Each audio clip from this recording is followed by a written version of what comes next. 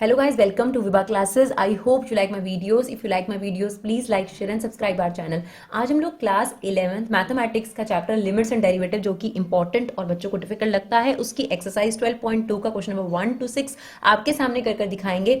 और हम आपके टाइम की कदर करते हैं क्योंकि आपका टाइम बहुत कीमती है और हमारी पूरी कोशिश रहती है कि कम टाइम में कंसेप्ट ज्यादा, तो ज्यादा क्वेश्चन आपका समय बर्बाद ना हो। तो चलिए बिना देरी के स्टार्ट करते हैं। Question number 1, find derivative of x square minus 2 at x is equal to 10। तो पहले आपको इसका डेरिवेटिव निकालना है और फिर जो x की वैल्यू है उसमें 10 रखना है बाद में। तो पहले डेरिवेटिव निकालते हैं। तो देखिए x की पावर 2 का डेरिवेटिव क्या होगा, इसके लिए आपको थोड़े फॉर्मूले जरूर याद करने पड़ेंगे। तो x की पावर n का डेरिवेटिव होता है, n आगे आ जाता है और x की पावर एक कम हो जाती है।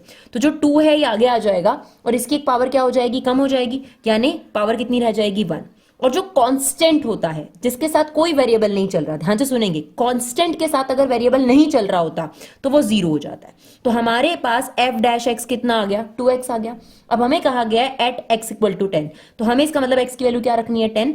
तो यहां पर भी 10 रख दिया और यहां पर भी 10 रख दिया, तो हमारा आंसर कितना आ गया, 20, राइट। चलिए क्वेश्चन नंबर 2 देखते हैं। Find the derivative of 99x। अब यहां पर जो कांस्टेंट है ये वेरिएबल के मल्टीप्लाई में चल रहा है, इसलिए कांस्टेंट भाई जो है वो बच जाएंगे, ठीक है। तो ध्यान रखिएगा कांस्टेंट भाई अगर वेरिएबल के मल्टीप्लाई में और डिवाइड में चल रहा है तो बच जाएगा, और अकेला चल रहा है तो उड़ जाएगा, 0 हो जाएगा, राइट।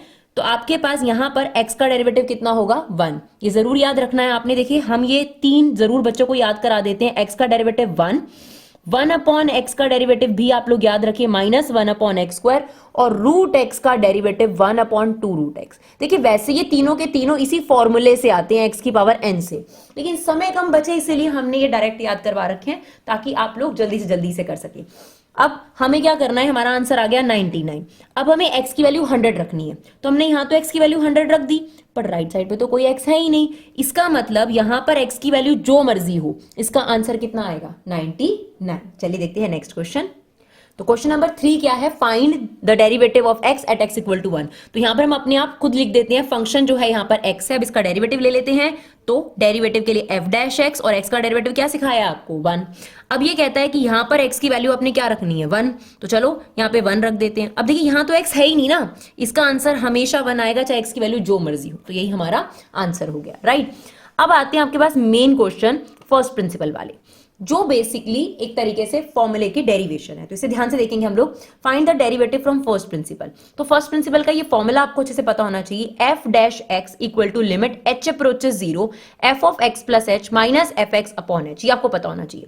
तो ये आपके पास fx है, अब हमें चाहिए f of x plus h, right.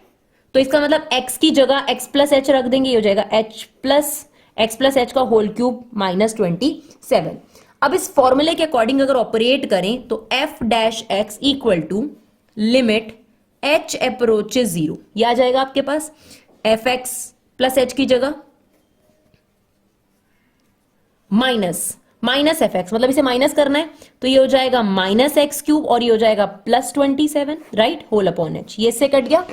अब यहां पर a प्लस बी के होल क्यूब की क्या खोल दीजिए, आइडेंटिटी ओपन कर दीजिए, ये आ गया f dash x equal to limit h approaches 0। क्या फॉर्मूला होता है, x cube plus h cube plus 3x square, मतलब a cube plus b cube plus 3a square b plus 3ab square minus x cube whole upon में h। अब देखिए फिर से ये x क्यूब से x क्यूब क्या हो गया, हमारे पास कट गया। अब ध्यान से देखिए कितने एक्सप्रेशन बचे, 1 2 3, और तीनों में से h कॉमन आ रहा है, तो तीनों में से h कॉमन ले लीजिए, ये आ गया limit h approaches 0, h common लेंगे तो यहां पर क्या बचेगा, h स्क्वायर, यहां बचेगा 3x स्क्वायर सॉरी, और यहां बचेगा 3xh होल अपॉन में h। डिनोमिनेटर में h ना बचे, ये पूरी कोशिश रहनी चाहिए, क्योंकि जो लिमिट्स में हमारा पूरा फोकस है ना वो ये है कि डिनोमिनेटर 0 नहीं आना चाहिए, क्योंकि उसका जो आंसर होता है वो नॉट डिफाइंड होता है, पूरी कोशिश। अब देखिए डिनोमिनेटर से h गायब है, अब कोई प्रॉब्लम नहीं है। अब आपका h अप्रोचेस 0 है, h को रख दीजिए 0। तो अगर हम यहां रखेंगे ये भी 0 हो गया, ये बच जाएगा, एक तो 3x स्क्वायर प्लस, अब यहां पर रखेंगे तो 0। तो हमारा आंसर जो आया वो क्या आया, सिर्फ f डैश x का आंसर आ गया 3x स्क्वायर, राइट। चलिए देखते हैं इसी का पार्ट 2। तो चलिए अब हमारे पास है पार्ट 2, सेम हमें फर्स्ट प्रिंसिपल से करना है। तो हमारा फॉर्मूला क्या है एफ डैश एक्स का, limit H approaches 0 F of x plus H, बार बार लिखिए याद हो जाएगा, minus F x upon H. तो हमारे पास ये फंक्शन गिवन था, मैंने इसे थोड़ा सॉल्व कर लिया है, एक्स को पूरे ब्रैकेट से माइनस 1 को पूरे ब्रैकेट से, तो ये एक्सप्रेशन मेरे पास ये आ गया। अब मेरे को इसमें पुट करने की एफ एक्स प्लस एच चाहिए, राइट। तो चलिए अब एक्स की जगह हम क्या रख देंगे, एक्स प्लस एच। तो चलिए यहां पर रखेंगे एक्स प्लस एच का होल स्क्वायर, और ये आ गया एक्स प्लस एच प्लस 2। आप इसे यहीं पे थोड़ा सॉल्व कर लेंगे तो ऊपर आपको नहीं करना पड़ेगा, तो यहीं पर हम इसका आइडेंटिटी ओपन कर देते हैं, ए प्लस बी का whole square, that is a square plus b square plus 2ab। इसको अंदर इंटू कर देते हैं, minus 3x minus 3h plus 2। अब बस आपने पुट करना है फॉर्मूले के हिसाब से। तो हमारा फॉर्मूला कहता है F dash x equal to limit H approaches, f of x plus h मतलब ये पूरी वैल्यू रख दीजिए, x square plus h square plus 2xh minus 3x minus 3h plus 2, और फिर आता है माइनस।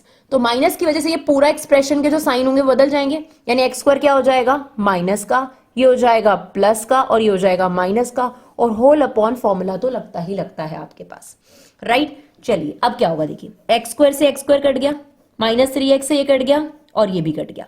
अब जो एक्सप्रेशन बचते हैं ना जनरली, उसमें से h कॉमन आ रहा होगा, ये जरूर गौर करना, ठीक है ना। तो आप देखिए ये 3 टर्म्स बची हैं हमारे पास, और इन तीनों टर्म्स में से h कॉमन आ रहा है, तो यहां पर क्या बचेगा h, और इसमें क्या बचेगा 2x, और इसमें क्या बचेगा माइनस 3, होल अपॉन में क्या है h से h कट गया, बस अब आपका काम हो गया, डिनोमिनेटर से h गायब हो गया ना, टेंशन नहीं है। h किससे अप्रोच कर रहा है 0 से, इस एक्सप्रेशन में h को 0 रख दो, ये 0 रखोगे तो आपका आंसर आ जाएगा, और जैसे ही हम h को 0 रखेंगे लिमिट हट जाएगी 2x माइनस 3। तो इसका मतलब हमारा f डैश x कितना आ गया 2x माइनस 3, राइट। चलिए देखते हैं थर्ड पार्ट। सब फर्स्ट प्रिंसिपल वाले हैं, और फर्स्ट प्रिंसिपल का एक क्वेश्चन जरूर आता है आपके एग्जाम में। देखिए अब ये थर्ड पार्ट है हमारे पास, और सेम फॉर्मूला बार बार जरूर लिखो। तो हमें क्या चाहिए, एफ एक्स दे रखा है, हमें सबसे इंपॉर्टेंटली क्या चाहिए, एफ एक्स प्लस एच चाहिए। तो चलिए हम डायरेक्ट यहां पर लिखकर दिखा रहे हैं आपको, ये देखिए लिमिट एच अप्रोचेस 0, हमें चाहिए F of x plus H, तो एक्स की जगह एक्स प्लस एच हो जाएगा, और ये हो जाएगा 1 अपॉन एक्स प्लस एच का होल स्क्वायर, और ये आ गया 1 अपॉन एक्स स्क्वायर, और होल अपॉन में क्या है एच। देखिए जब भी न्यूमरेटर में फ्रैक्शन हो ना, तो डिनोमिनेटर का रेसिप्रोकल कर दिया करो, ये आपको बेनिफिट ही करेगा। तो डिनोमिनेटर को नेक्स्ट स्टेप में मैं रेसिप्रोकल कर दूंगी, और ऊपर जो है वो यहां पर मैं ले लूंगी एलसीएम। तो ये आ गया f dash x equal to limit h approaches 0, हमारा एलसीएम आ जाएगा x प्लस एच का होल स्क्वायर भी आ जाएगा, और x स्क्वायर भी आ जाएगा। तो जिनको एलसीएम लेना नहीं आता उनके लिए बेस्ट तरीका बता रही हूँ, फ्रैक्शन में इन दोनों को मल्टीप्लाई कर दो, इनको क्रॉस मल्टीप्लाई कर दो, जिनको एलसीएम लेना नहीं आता, ठीक है ना। और अलजेब्रा में तो खैर यही चलता है, इन दोनों को मल्टीप्लाई में लिख दो और ऐसे क्रॉस मल्टीप्लाई कर दो, तो ये इधर आ जाएगा, ये हो गया आपके पास एक्स स्क्वायर माइनस ये आ जाएगा एक्स प्लस एच का होल स्क्वायर, और जो ये h प्लस 1 था इसे मैं 1 प्लस एच लिख रही हूँ, नहीं तो बहुत ज्यादा फ्रैक्शन दिखती है तो दिक्कत आती है। चलिए अब हमारा नेक्स्ट स्टेप क्या होगा, ऑब्वियसली फॉर्मूला ओपन करेंगे हम लोग, तो ये आ जाएगा limit h approaches 0 x square a plus b के होल स्क्वायर की क्या हो जाएगी, यहाँ पर आइडेंटिटी ओपन हो जाएगी।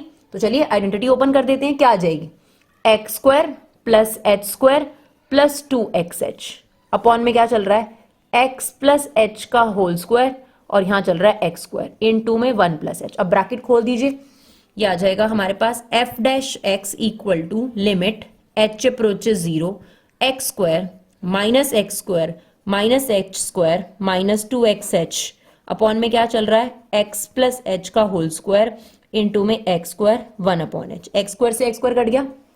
अब आप न्यूमरेटर को देखिए, उसमें से h जरूर कॉमन आ रहा होगा, तो ये हिंट है, देखो h जरूर कॉमन आ रहा होगा, तो h माइनस एच कॉमन आ रहा है, यहाँ पर क्या बच जाएगा h, और यहाँ बच जाएगा प्लस 2x, होल अपॉन में क्या है हमारे पास x प्लस एच का होल स्क्वायर और x square, now 1 upon H, ये वाले h से h कट गया।